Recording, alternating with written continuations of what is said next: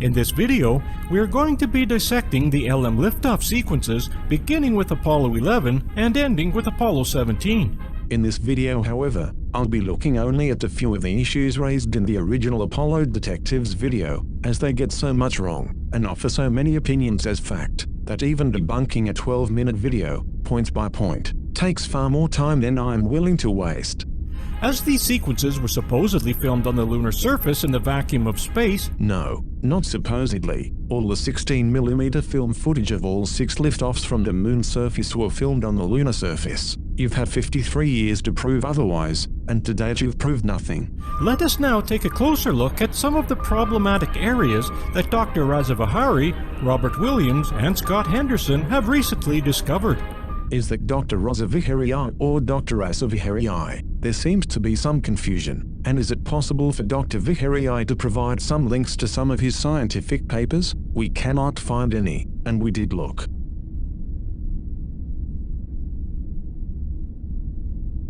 And I'm not so particularly worried about losing my job, because they kind of really need me, because I'm really the leading expert in all of China regarding quantum mechanics. Okay, sure. And so, so I'm helping them.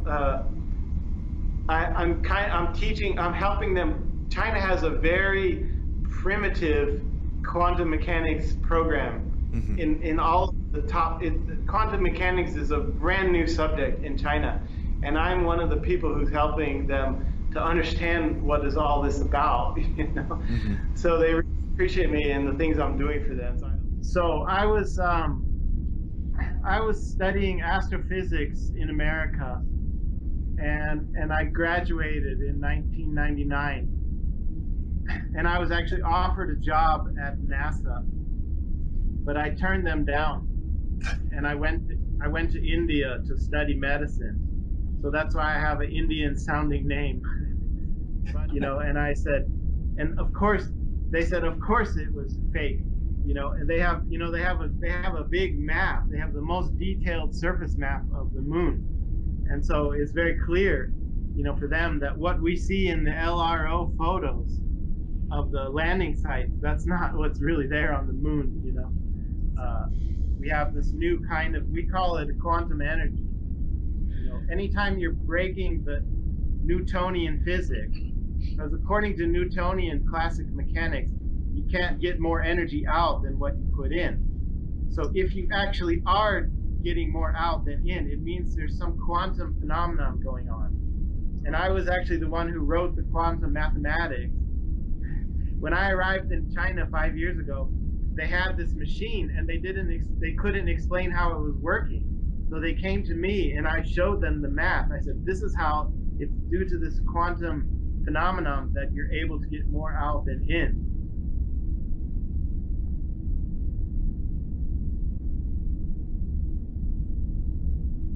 As we display these video sequences, please take note of how the visual effects team changes their sleight of hand techniques to bring to completion one of the greatest hoaxes of the 20th century.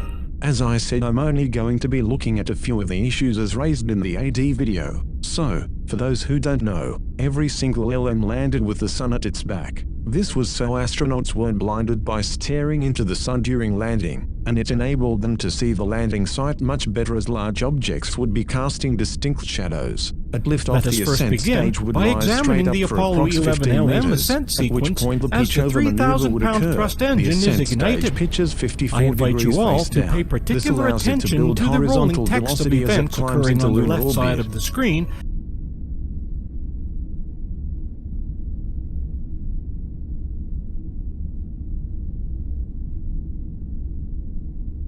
Aldrin calls out,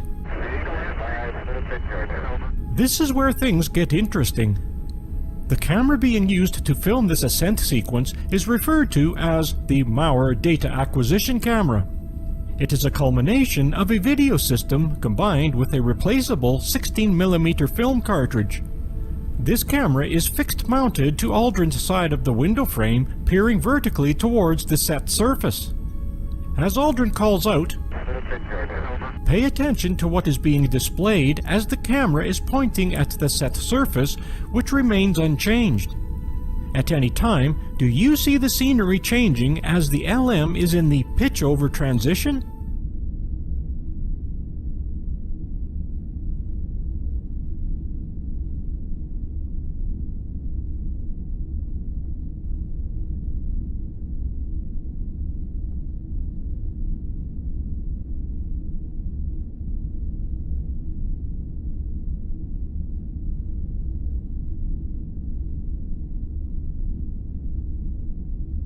This time, we are going to view and listen to the astronauts speak in their own words as they count down the engine ignition and pitch over. 6, 5, 4, 3, 2, 1, 0. We have ignition. What a liftoff. And liftoff. Roger, ignition. Smooth. Pitch over. 10 seconds. Roger. Hey, baby.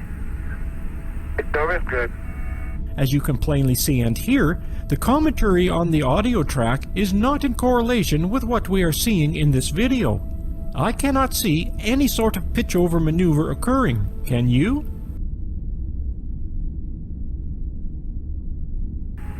Pitch over. 10 seconds. Roger. Hey, baby. Pitch over is good. As you can plainly see and hear, Pitch over. 10 seconds. Roger. Hey, baby. Pitch over is good. as you can plainly see and hear, this is yet again an error in simulation.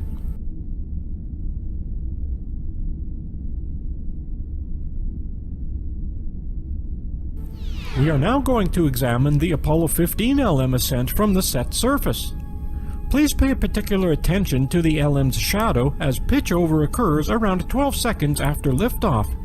No matter how many times I review this sequence, I cannot see any indication of the shadow changing shape during this phase. At this point, we should also be able to see the rover. At the same time, the LM shadow is lit up like a Christmas tree.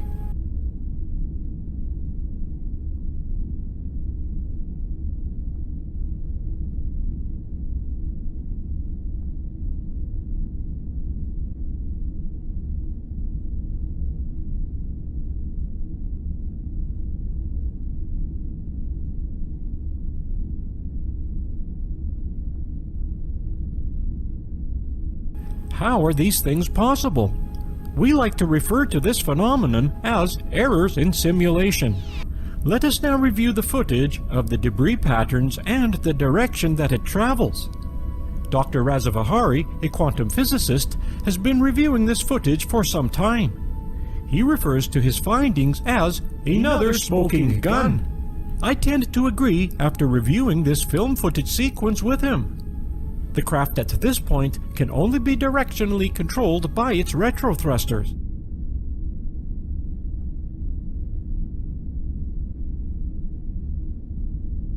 We will next observe the ascent of the Apollo 17 LM from the set surface.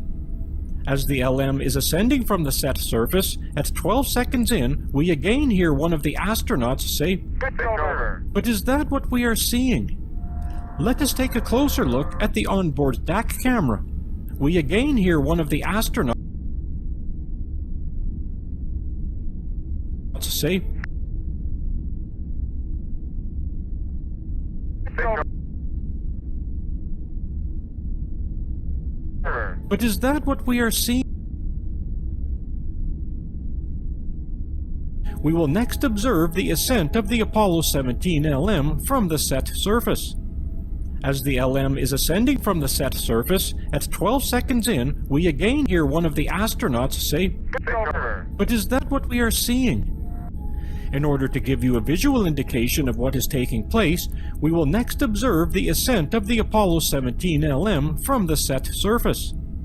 As the LM is ascending from the set surface, at 12 seconds in, we again hear one of the astronauts say, Pitch over. "But is that what we are seeing?" Let us take a closer look at the onboard DAC camera. Once again, I do not know about you, but what I am seeing does not coincide with the voice of the astronaut. When observing the LM shadow through this sequence, I am still unable to see any change as pitchover occurs.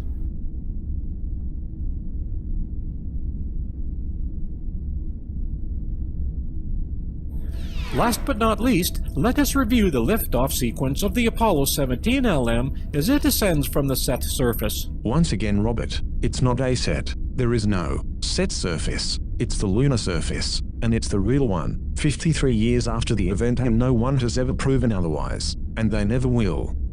What do you think is going to occur this time? Will we get to view the pitch-over maneuver captured by one camera mounted on the rover? Let's take a look at the position of the Apollo 17 lunar rover in its final parking spot in relation to the lunar module.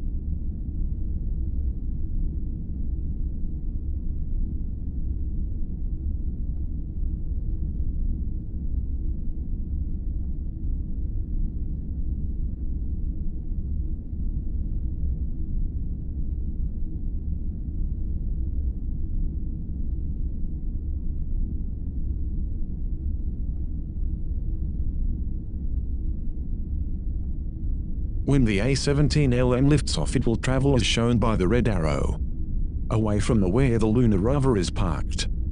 At this point in the video, with the camera solidly mounted at an angle in the window, we should clearly see the rover along with the horizon in the back as the camera on the rover at the same time captures the pitchover of the LM. As both cameras are now looking at each other, what we are seeing is not possible.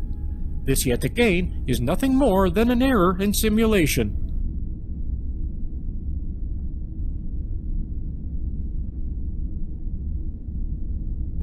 As we have said many times, all of these sequences are nothing more than error in simulation. Thanks for watching.